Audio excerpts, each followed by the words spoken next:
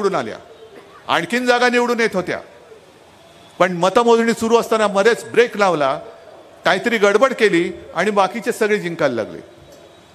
आणि त्या निवडणूक आयुक्तांनी सांगितलं की माझा गुन्हा झालेला आहे, वाटलं तर मला फाशी द्या, पण हा गुन्हा माझ्याकडनं घडला आहे.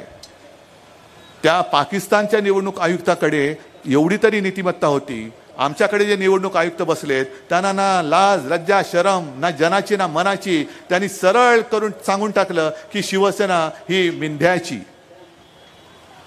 आणि ह्यानीच जो एक नेमला होता लवाद, जो आता मुंबईतून भाजपच्या तिकीट उमेदवारीवरती निवडणूक लढतोय, नार्वेकर. मग हेच नार्वेकर भारतीय जनता पक्षाच्या तिकिटावरती तिकडे बसले. अध्यक्ष निपक्षपाती असायला पाहिजे, लवाद हा निपक्ष असायला पाहिजे, पण हाच मुळामध्ये पक्षाचा कार्यकर्ता, हाच परत लोकसभेचा उमेदवार.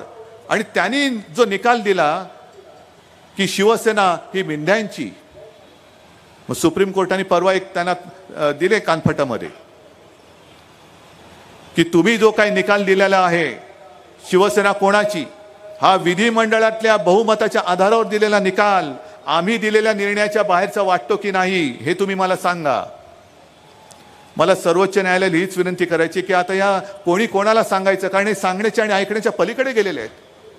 तुम्ही किती त्यांच्या कानफटात मारल्या तरी ते अक्कल नाहीये, त्यांना सुचत नाहीये काही, ते तर बोलूच शकत नाही कारण ते दिल्लीचे गुलाम झालेत.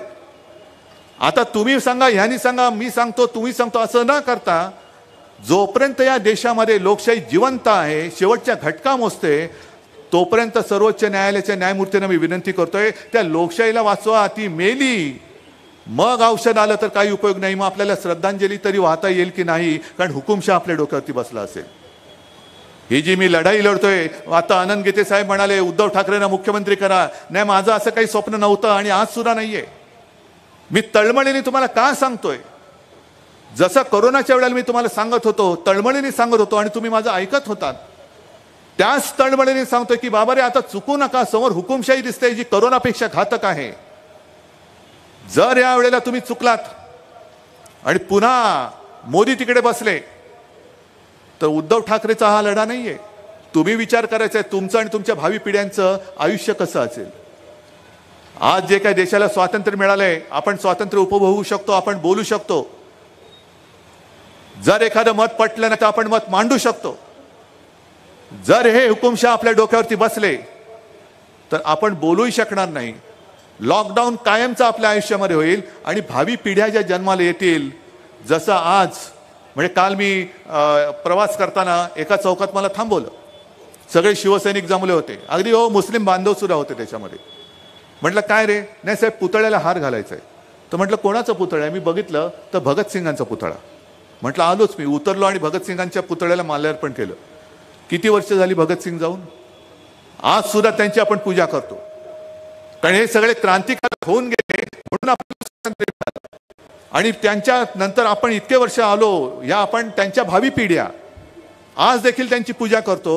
तर आपल्या भावी पिढ्या आपल्याला काय म्हणतील, देशप्रेमी म्हणतील काय, नाही नाही नाही, त्यावेळेला माझ्या पूर्वजांनी या हुकुमशाचं भूत हे माझ्या डोक्यावर बसवलं म्हणून माझं आयुष्य नाचलं. जर त्यांनी त्यावेळेला या हुकुमशाला वेळामध्ये वेळीच गाडला असता तर आज मी सुद्धा स्वतंत्र असतो.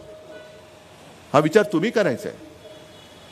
बाकीच्या गोष्टी ठीक आहे, बाकी मोदींच्या थापा, म्हणजे अमित शहा जे बोलले होते की महाविकास आघाडी म्हणजे पंक्चर झालेली रिक्षा आहे, ठीक आहे, माझी रिक्षा पंक्चर झाले का काय झाले तो भाग वेगळा आहे. पण अमित शहाजी तुमचं जे ट्रिपल इंजिन सरकार चाललेलं आहे, त्या सरकारला सगळी भ्रष्टाचाराची चाकं लागलेली आहेत. एक तर 70,000 कोटीचं चाक आहे, दुसरं आदर्शचं चाक आहे, तिसरं आमच्या दाढीवाल्या मिंद्याचं चाक आहे. सगळे भ्रष्ट. दुसरं ते म्हणजे आमच्यावरती आरोप करत होते जेव्हा नवाब मलिक आपल्यामध्ये होते तेव्हा आरोप करायचे हा दाऊदचा हस्तक आहे, दाऊदचा हस्तक आहे. आता जाऊन बसले त्यांच्या बाजूला. प्रफुल्ल पटेल, नरेंद्र मोदी बोलले होते माझ्या समोर, मी ज्या व्यासपीठावरती होतो, आमची एक सभा झाली होती 2019ला मुंबईमध्ये, तेव्हा त्यांनी सांगितलं होतं असं काहीतरी वाक्य होतं की कुछ लोग मिर्ची का व्यापार करते हैं तो कुछ लोग मिर्ची से व्यापार करते हैं. म्हणजे कोण, इक्बाल मिर्ची बरोबर प्रफुल्ल पटेलनी जो काही व्यवहार केला होता त्याचा त्यांनी उल्लेख केला होता. आणि एवढा उल्लेख करून नाही थांबले, तर जो व्यवहार, तो व्यवहार ज्या मालमत्तेत झाला होता, ती मालमत्ता ईडीने जप्त केली आणि देशद्रोहाच्या जागेमध्ये आज ईडीने स्वतःचं कार्यालय थाटलेलं आहे. मग त्या प्रफुल्ल पटेल बरोबर जो देशद्रोहाची संधान बांधणारा, तो तुमच्या बाजूला चालतो, तो मोदींचा सत्कार करतो.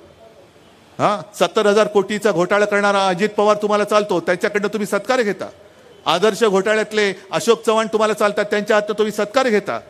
आमचा गद्दार मिंदे चालतो, त्याची घराणेशाही चालते. बाजूची घराणेशाही कशी आहे ती त्याच्याबद्दल तर बोलण्याची गरजच नाही, ती तुम्हाला चालते. म्हणजे अशी सगळी भ्रष्ट आणि सडलेली घराणेशाही तुम्हाला चालते. पण ज्या शिवसेना प्रमुखांनी तुम्हाला तुमच्या संकट काळात वाचवलं, त्या शिवसेना प्रमुखांची हिंदुत्ववादी घराणेशाही तुम्हाला का चालत नाही?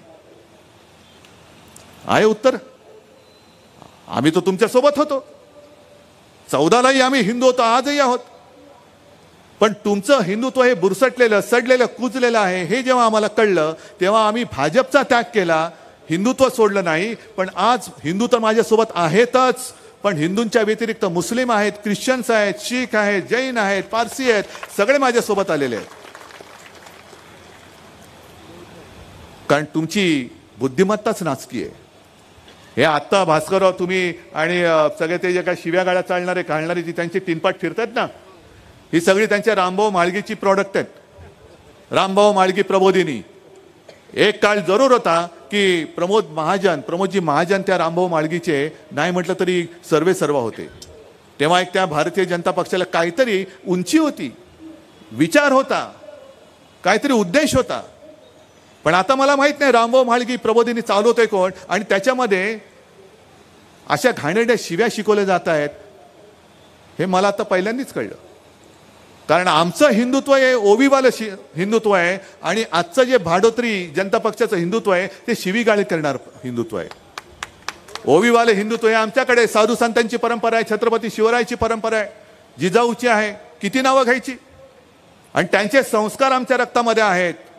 म्हणून मी तुम्हाला सगळ्यांना सांगतोय की तुम्ही त्यांच्या तोंडी लागू नका. कारण काय होतं, ही जी काय घाण आहे, ह्यांचं आपलं सरकार आल्यानं त्यांच्या तोंडाला आपण फिल्टर लावू. बरोबर, घाण आतल्यात राहील, बरोबर फिल्टर लावू आपण. आता काळजी करू नका, कारण त्यांच्या नादी लागू सुद्धा नका. आज आपण लढतो ती देशाची लढाई लढतो आहोत. आणि म्हणून मला खात्री आहे की मी नुसता इकडे अनंत गीतेंचा प्रचार करायला आलेलो नाही. गेल्याही वेळेला आलो होतो, आज परत आलोय. गेल्या वेळेला इकडनं थोडक्यात आपली संधी हुकली, पण या वेळेला अत्यंत गरजेच्या वेळेला अनंत गीतेंची आपल्याला गरज आहे, अत्यंत आवश्यकता आहे.